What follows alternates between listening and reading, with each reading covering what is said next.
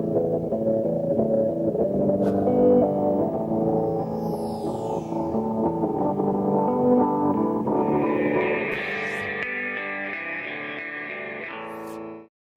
because the Putney folks were coming from another meeting. I'm Alice Laughlin. I'm the chair of the Putney Central School Board and also the chair of the Act 46, the WSESU Act 46 Study Committee.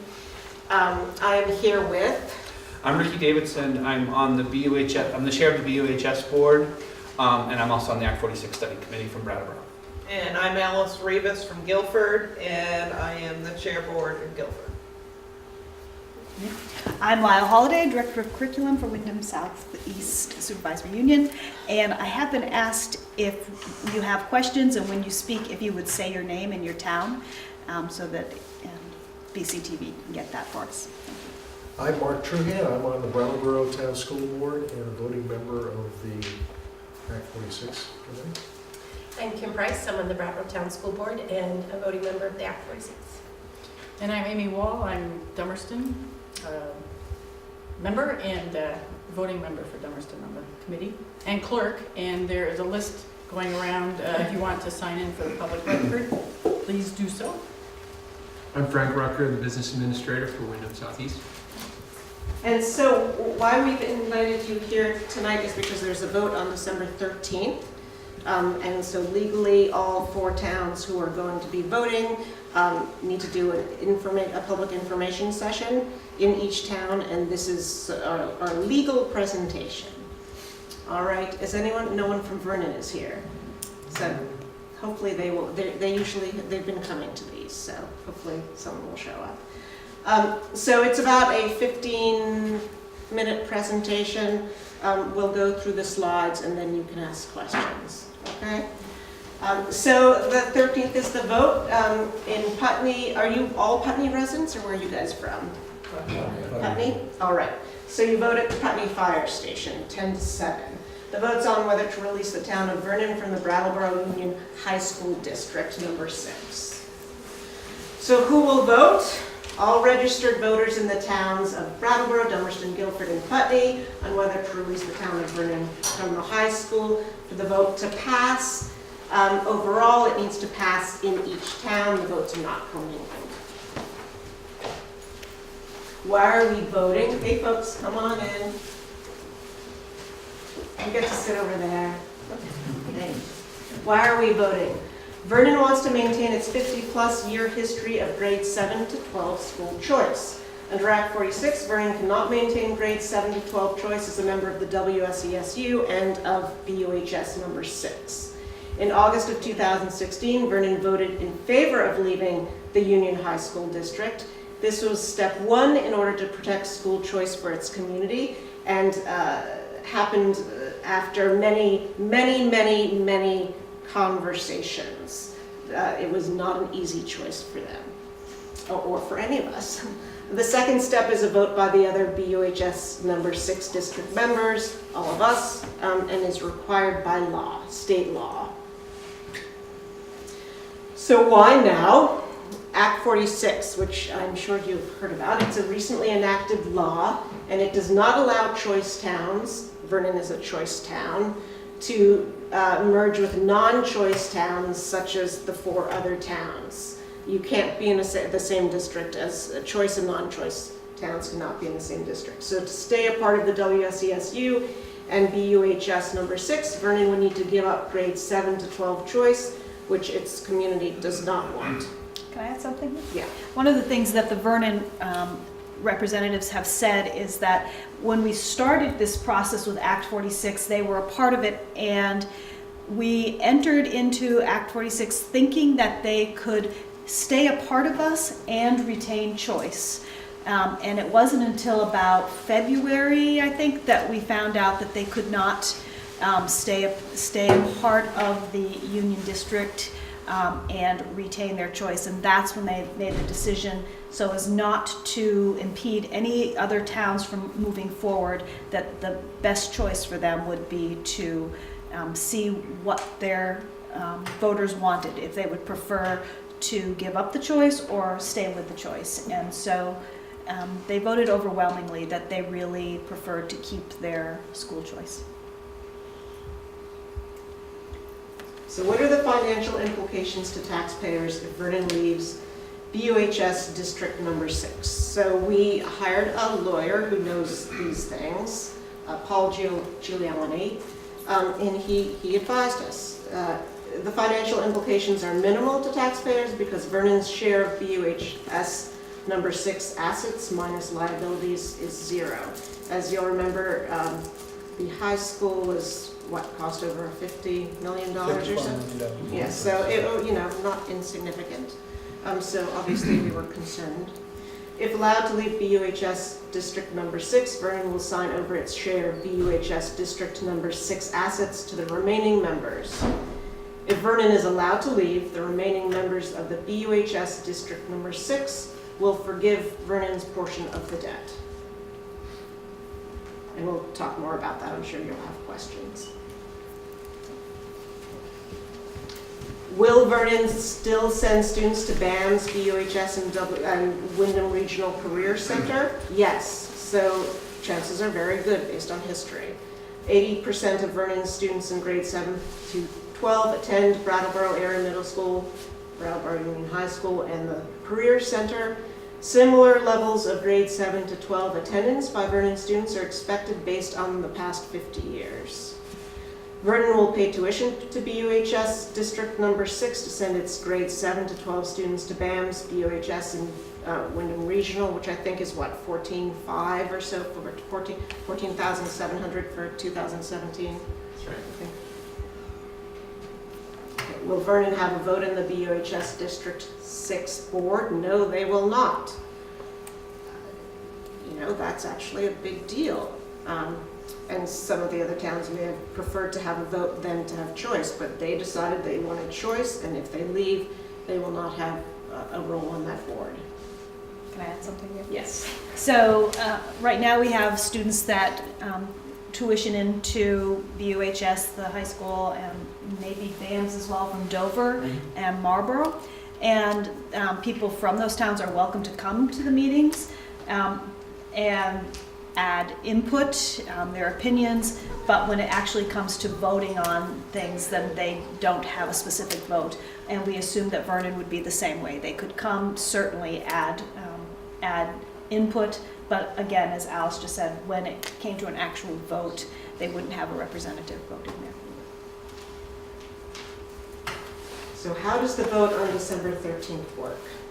I touched base on this earlier, but if member towns of BUHS number 6 vote yes to allow Vernon's withdrawal from the Union High School District, then Vernon will exit the district and pursue options that allow them to retain grades 7 through 12 choice under the state law. If one or more member towns of BUHS 6 vote no, then Vernon would remain a part of the BUHS 6 system. Yeah. So just if we all do vote yes, Vernon would immediately go to the Board of Ed and talk to them about their options. So there are going to be a couple more, well, only one more information session at Oak Grove tomorrow night. If you feel like coming out again and doing this again, please do. Please do. It's always a good time. Again, in Putney, and again, I don't think any people came in, you're all Putney residents. December 13th, 10 to 7 at the fire station. So please come out and vote. And I would imagine that you have questions for us.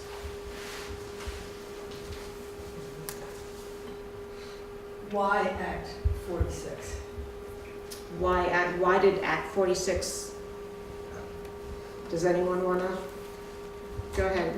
Act 46 happened because we have we have outside forces putting a lot of pressure on schools. We have declining enrollments and we have increasing education costs, and that is just driving up education spending to a level that taxpayers are really pretty stressed. So The bigger issue is equity, educational equity. There's been research done in the state that requires, or showed that, even though we think that we are giving a fair and equitable education to all of our state's children, we aren't.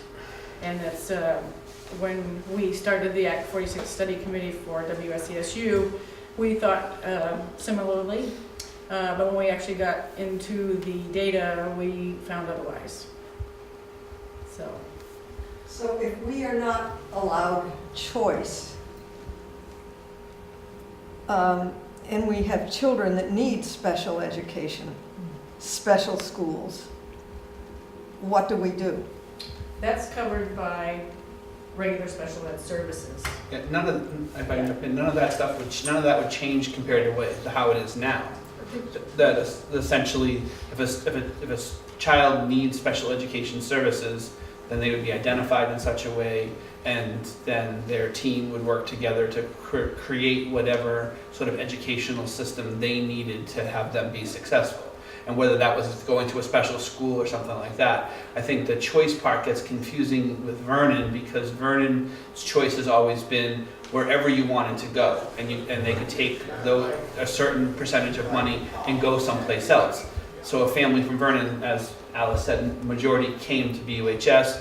The next largest chunk goes to Pioneer Valley, and part of that's just geographically they live closer to Pioneer Valley and do that. But there's also some students that have gone there, that from Vernon, that have gone to, for instance, Northfield Mount Herman, and their parents have had to pay the difference. But as far as special ed goes, it wouldn't change anything compared to how it is now for a student in Putney or Brattleboro or anywhere. They would still get the services they need based on what's Okay, going I on. guess that was my main question. Yeah. There's no I'm a little choice. Can you hold on? confused. I have a quick question and then a second one. First, does no choice mean in Putney, very simply, all Putney High School students will go to Brattleboro High? It's exactly what we do now. Yeah.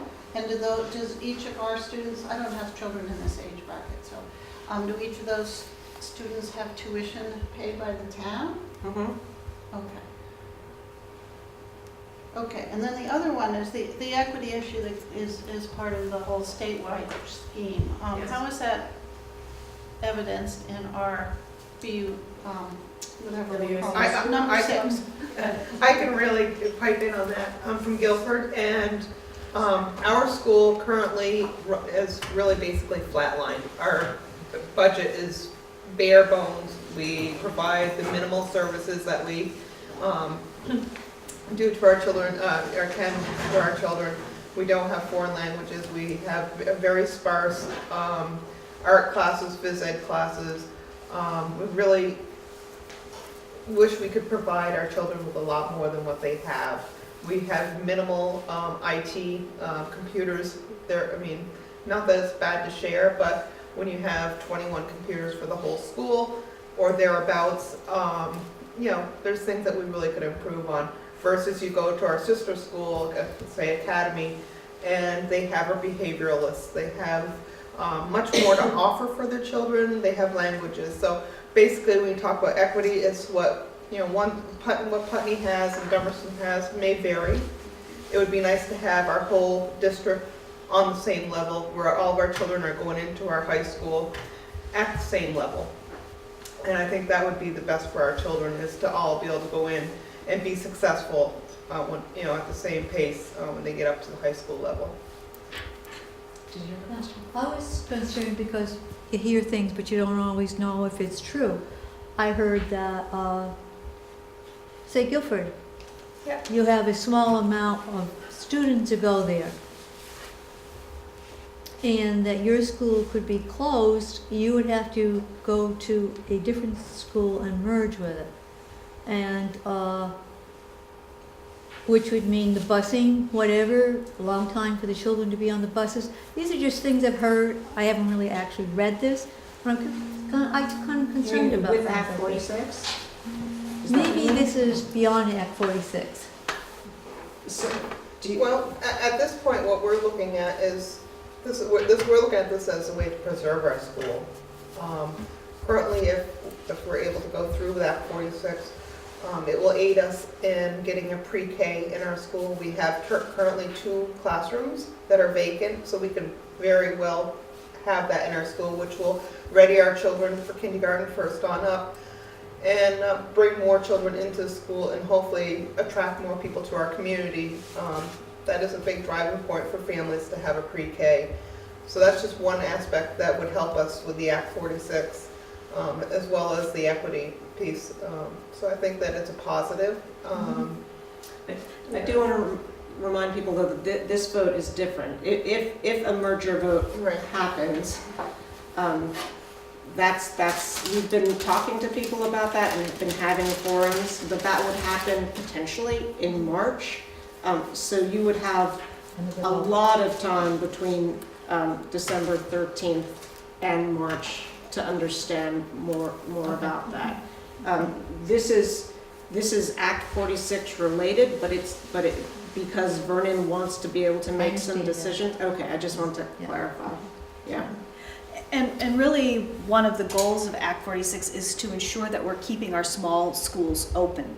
Because instead of a school of 100, now they're part of a district of 2,400 students.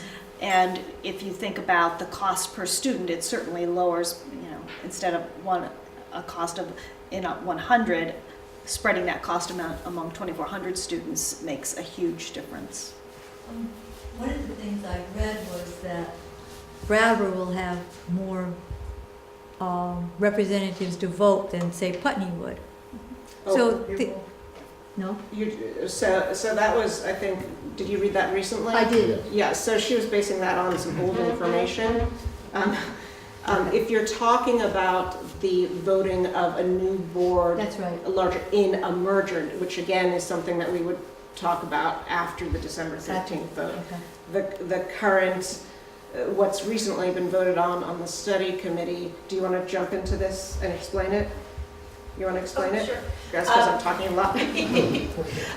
We recently changed it because I know there's a lot of discourse back and forth, whether it's proportional or a lot of the smaller towns really wanted to make sure that they were voting for their representative and that it was not a commingled vote. So the lawyer came back to us months after we really would have liked this information and all of the bantering back and forth.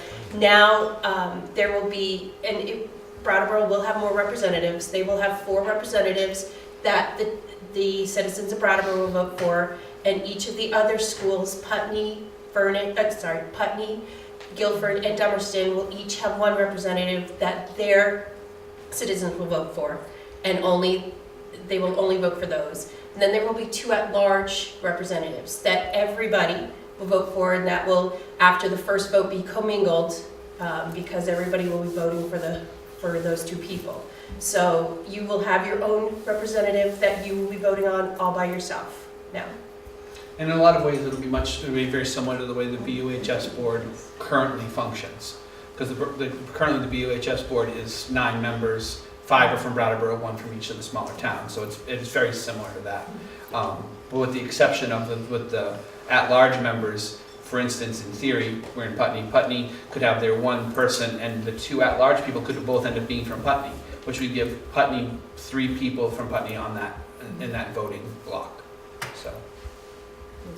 So I just have a question about the December 13th vote with Vernon leaving. Bottom line, what does them staying versus leaving mean for the rest of the district?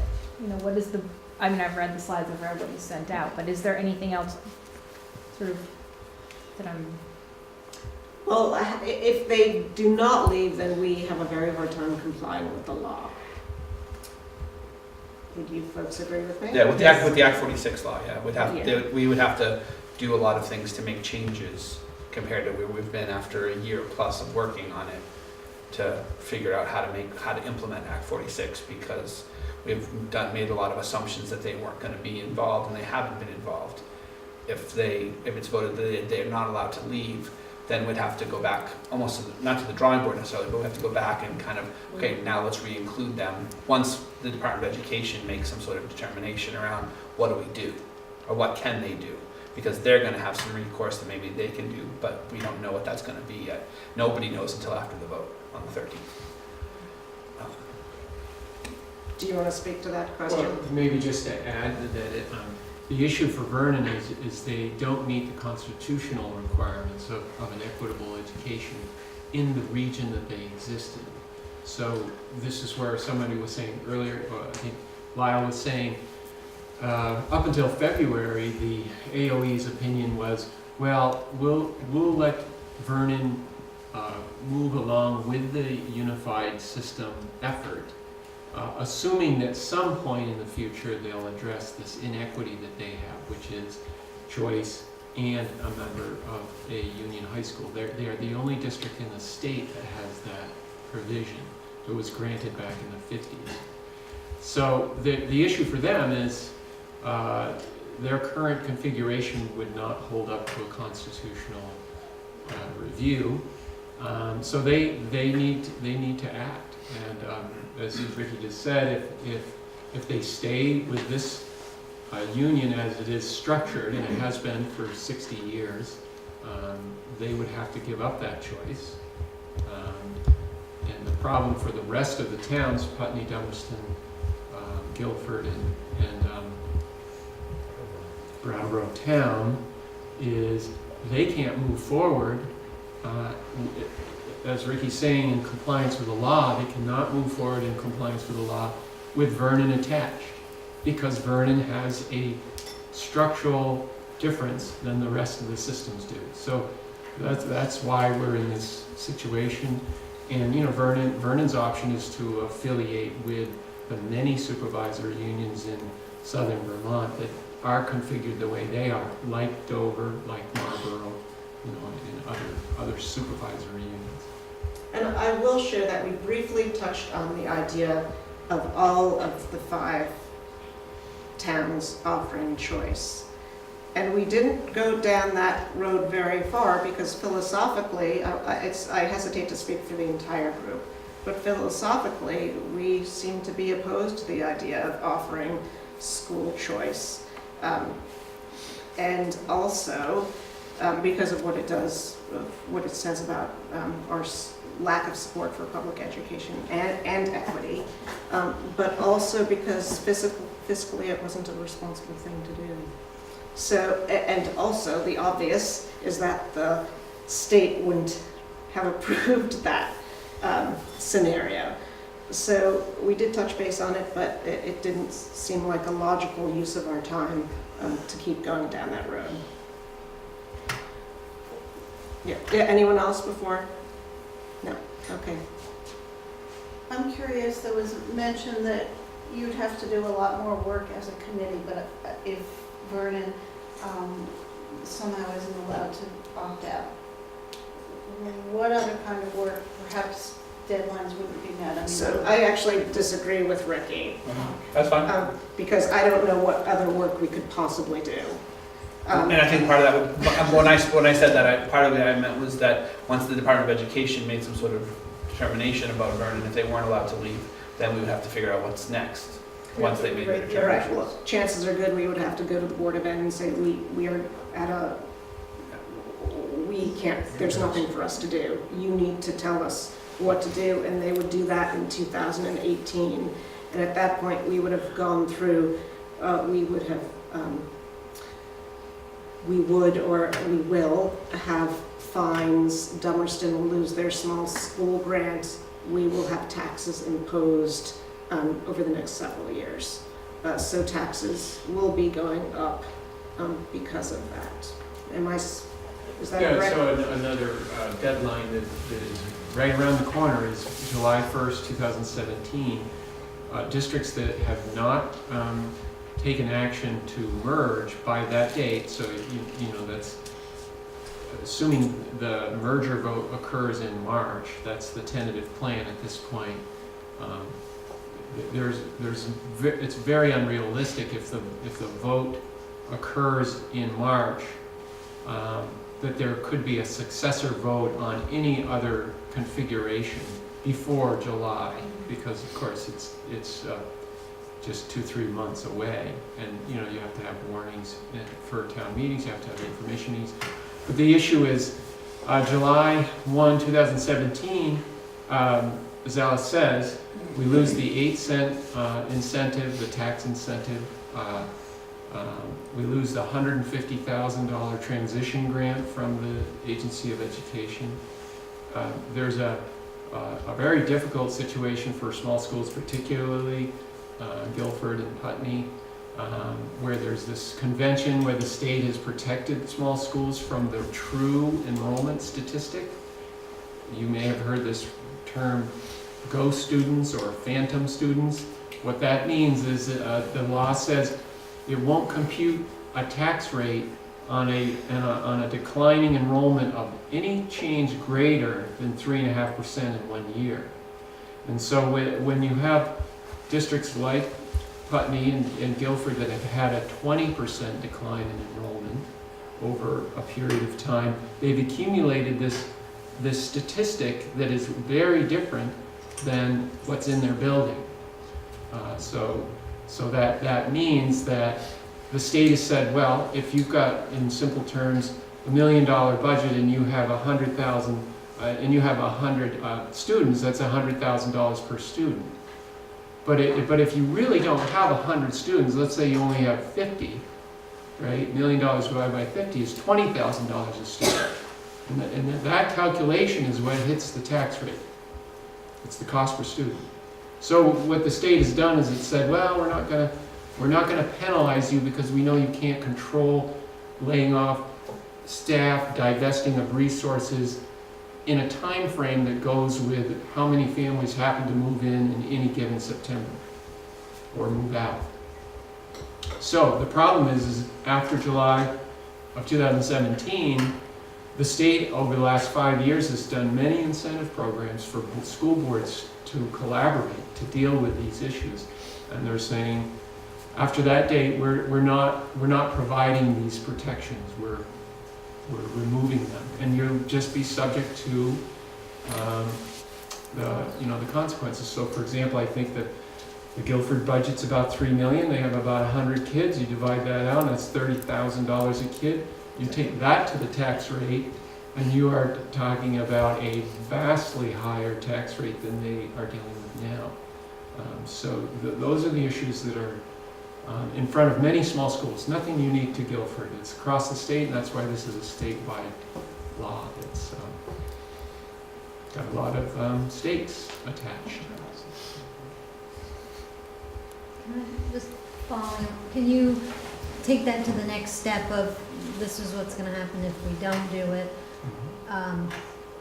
Using Guilford as an example. So with the merger, and if we meet the deadline, what's that going to look like for taxes?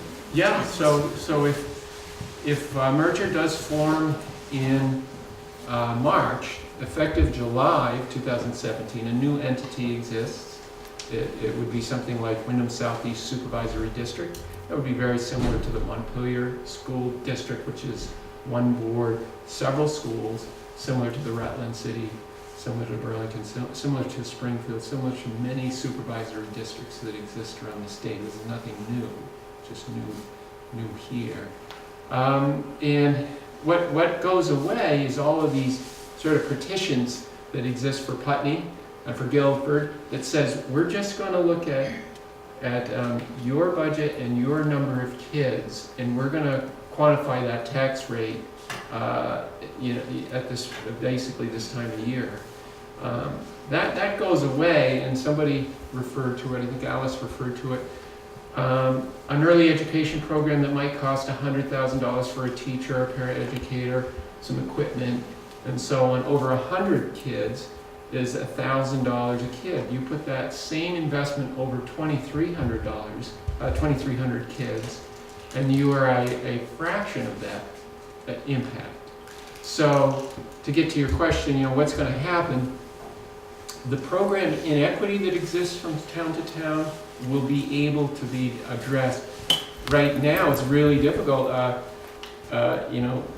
Brattleboro can't send an employee to Guilford because they're two different employers. They have two different grand lists. They have two different statistics around cost per student. And there is a huge disincentive for one town to send an employee who may be underutilized in one system but overutilized in another. So that goes away. And in terms of the tax implication, the state understands that this will require an investment in new systems, and that's the nature of the transition grant, the $150,000. They are also saying many systems will need that time to reconfigure. That's why there's an 8-cent tax reduction, which is a pretty significant reduction. That's not a meaningless or insignificant impact. 6 cents in the second year, 4 cents in the third year, and 2 cents in the final year. By the end, the expectation is that the efficiencies that are gained from a unified system where you eliminate a lot of the redundancies that exist in separate entities that do the same thing. Like a very easy example is a fiscal year audit. It's not a lot of money, that it really won't have a huge impact, but it's an example times many requirements that individual entities are subject to. It goes away. You have just one audit. Right now we have 7 audits. We run 7 payrolls every 2 weeks. We do everything 7 times when we do any sort of program planning and development, and assessment systems for students and so on. So a tremendous change in focus, which will result in a more efficient system. Generally a lower tax rate. And some people will lose their jobs because we'll make do with less. Over time, that is anticipated, but as the Act 46 committee has really delved into that, we don't see any sort of a new system, and now we have all sorts of layoffs. What we see is over the natural attrition for folks that are in that retirement age, a consolidated or unified system will be able to say, let's look at all of our student needs, and then let's look at our staff resources, and then let's make sure we put our staff where our students are. And in that process, as retirements occur, there is likely that we will not be hiring new positions. Alon, and then over here. So I'm looking at a week ago's Reformer, Wednesday, November 30th. Act 46 report card is in, was the headline. And it says, Education Chairman Stephen Moore says, acknowledges there have been some, quote, challenges in implementing the law. He also says it's now clear that school mergers are not resulting in big financial savings for schools. So I read that and I'm like, oh, that's interesting. Isn't that one of the primary selling points of this? And that seemed to be what you were just saying, that we're looking at some considerable savings. And I'm just trying to square that with what I saw in last week's paper where the chairman of the Education Board said, we're not seeing that. Mm-hmm. So I think there's at least 5 very visible goals of Act 46. We have them in our study committee document.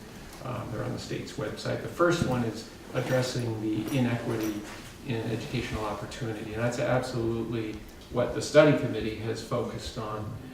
The last goal does address the efficiency issue, and that is, I'm the business administrator, so I'm probably going to talk more about that.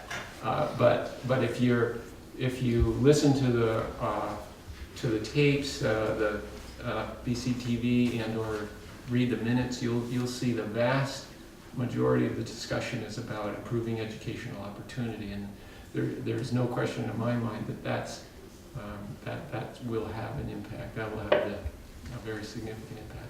And I think too, that depending on where you are in the state that's working on Act 46, there's a different level of savings that different communities are going to find, or different levels of being able to balance things out in a different way. Because as many of the communities are the same, we're not all exactly the same.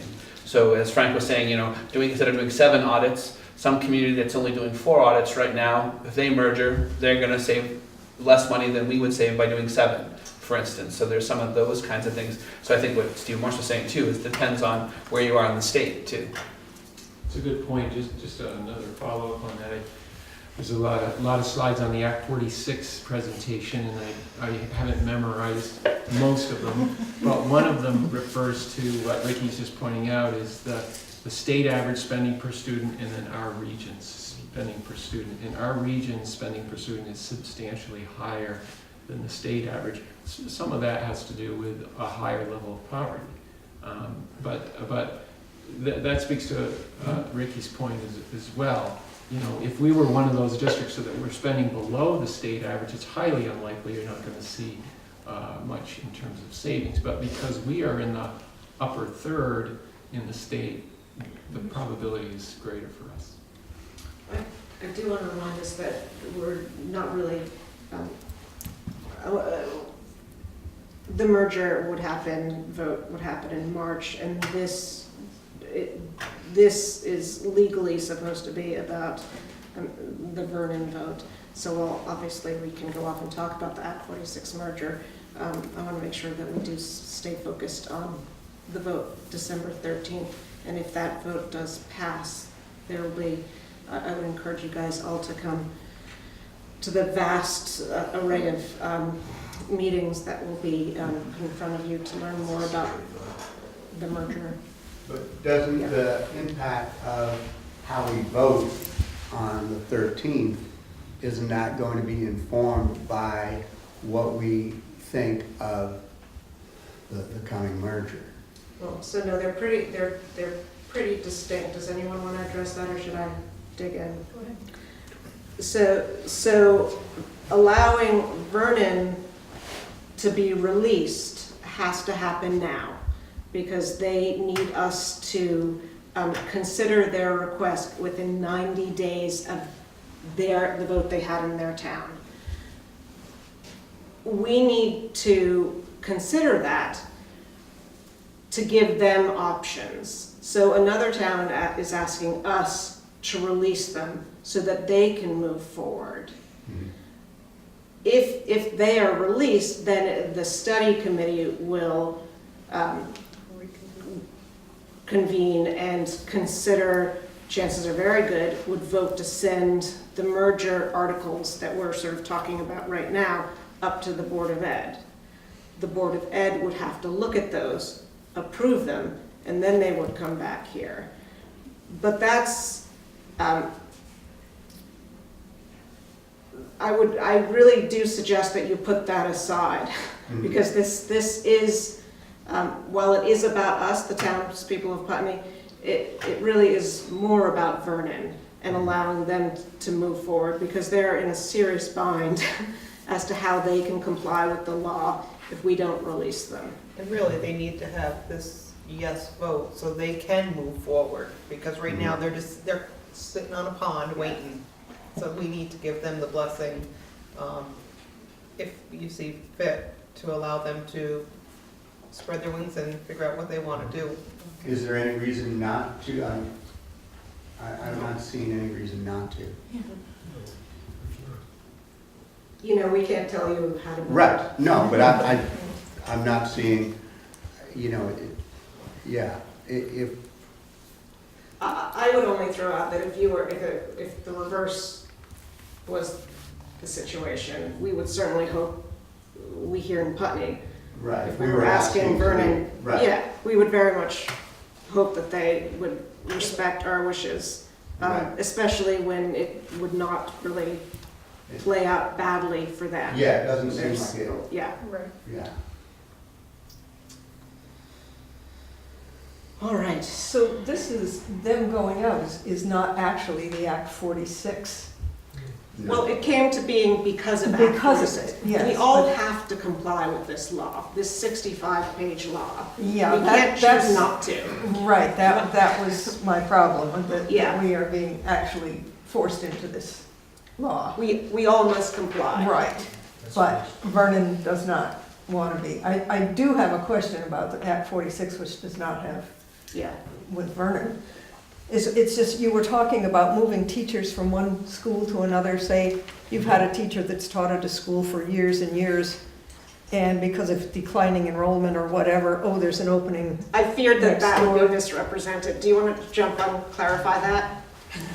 Sure, so, yeah, the idea of that scenario is not something I think a principal would support, it's not something a superintendent is gonna support. It's always gonna be driven by a student need first, and the centralization of special education has already been implemented. This is something that was required in 2015, and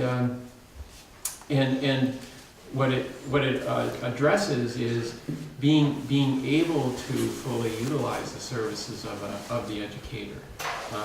And when you are in a small school and you have enrollment that may go from 15 kids in grade 3 in 1 year to 6 in another year, well, maybe that's okay for 1 year, but if that occurs every other year or for 3 years in a row, you can see it's difficult to have a good use of resources from a taxpayer's point of view, and also generally from the principal's point of view for that position. So it's not a matter of, oh, okay, now we're going to reassign this teacher somewhere else, but it allows the system to say, is there a co-teaching opportunity? Is there a multi-grade level opportunity? Can we use our academic support folks in a way that helps address these sorts of really underutilized Okay, well, resources? that makes more sense. I was just thinking if they want to start swapping people around, Right. We also feel that we will be able to hire higher quality teachers, because if you know that, okay, there's a class of 16 and another class of 28, but I'm going to get hired for 1 year because next year that class is going to the high school, they only need me for 1 year, I might not apply for that job because I know it's only there for 1 year. Whereas if I'm part of a district and I know, oh, I'm hired, there's a chance then that I'm still going to be a part of this district and I will have a chance to have a job another year. but because, that would be the option. but that would be another option, right? You know, and the study committee has really met many times, and one of the concerns is to make sure that folks know that we will not be just, if a teacher has been in a building for 20 years, you know, sending them to another, that's not the idea. The other, an easy illustration of the issue, it's not so much an issue when you have a small school of 150 or even 110, but there's 7 grades, you know, with the kindergarten in many of our elementary schools. So we got a K through 6, 7 times 15 kids is 105. So when you're at Guilford and you have dropped below 105 kids, that means automatically, of course, your average is less than 15 kids in a classroom.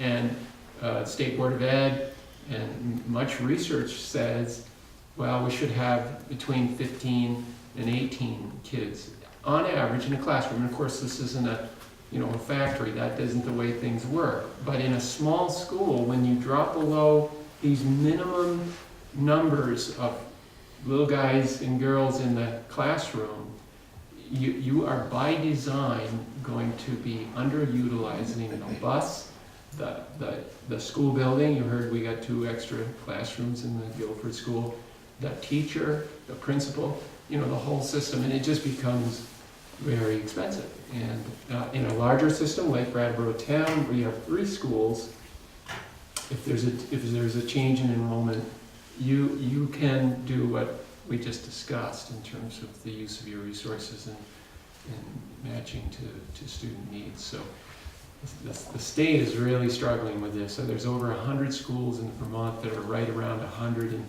and the trend still looks like it's going down in terms of total enrollment. And the other plus with this, speaking of moving around, is if we had a family member that lived in Guilford and the parent worked in Putney, and they wanted to bring their child to come to work at Putney, they could do that in the merged district. Currently, you would have to stay in Guilford. You'd uproot the child You would have from the to, school, yeah, you would, which you wouldn't have to do in this case. right, either. you would have to uproot your child, and say if we needed to, have the kids, we were talking about the 3% change from school to school. If we saw that Guilford's enrollment went down, and there were some children on the outskirts of, say, Heinsberg Road, or, that kids that wanted to come to Guilford for our place-based education, we can ultimately have them come to Guilford and bring our numbers up, so we could balance out a little bit. So it would be a plus. Okay, it's getting late, guys. One or two more questions, or we? I'm a little confused because I think you had said that the decision was not to go with school choice, but what I just heard you say is that a parent could choose to send their kid to Putney even though they live in Guilford. Right, so there's different kinds of school choice. Okay. What Vernon has, so we actually get some interesting school choice options if we merge, which is what they were talking about. So there is some school choice, it's just Yeah, not. so, and in general, there is school choice anyway. People just don't talk about it because it's the law. But what Vernon has is they can send their kids to BUH from 7 to 12, BUHS, Northfield, Mount Herman, any non-denominational school. That's what they have. And we are not legally allowed to do that. Vernon's had that for 54 years. What we have, if we merge, is this exciting possibility of sending kids to different schools if it's best for the kid and best for the family. And I can't Within the remember- unified district. Within the unified Because district. you think about it, once we're unified, we're all paying for every child. Right, but So- who's making the decision and how is it school choice but not school choice? Well, It's not being paid out, you're not paying out of Right, because pocket everybody's to go paying for every school. You're not taking, say a child from Putney decides to go to Brattleboro, well, we're all paying for every child anyways. And who So that school is decides? not losing. Is it the family that decides or is it the district that decides? Well, it's Basically. Can we let, so Sure, Lila's let gonna be Lila. our new superintendent, so she's a good person to So- answer this question. We would certainly put caps on it so that no school would have so many students enter that they had to hire staff or lose so many students that they'd have to cut staff. But parents could request to have their child attend another school. And there'd be an application process. So as Alice just said, if you work in West Brattleboro, you want to take your child to Academy because you could leave your child there, pick them up on the way home, then that might be a better option for you. Or maybe somebody wants to come to Putney because they know Putney has a great physical education program. You do tons of stuff outside. So they would apply to have their child come to Putney. Okay, so I think what I'm understanding is when you used the term school choice before, you meant something different than this. Yes. And Okay. That refers to the way the money follows the Okay, enrollment. got it. For Vernon, their town will pay for the 7 through 12 to whatever institution that's approved by the agency of ed, up to a certain amount. But the choice that we're talking about internally, there is no money that is transacted. And one thing we've talked about, I don't want to linger on this too much, but middle school is an interesting topic with regards to, of this new definition of school choice. Dummerston has a middle school, Putney has a middle school, then there's BAMS. BAMS is a larger school in sort of a high school sort of setting. Some kids want that. Some parents want that for their kids. So that would be an option. Other parents and children want to be in a smaller pre-K. I mean, we celebrate it here. We love this. We see the benefits for a pre-K to 8 environment. Some kids don't, it doesn't suit them, so they could go to BAMS. There are a lot of interesting things about this new merger that we've created as a proposal for the voters to consider, but that's not something we really, that might be in front of you, or it might not, depending on December 13th. Any more questions? As we're running a little late. No, that's it? Thank you for coming. Thank you. So the vote is next Tuesday at the fire Fire station. station.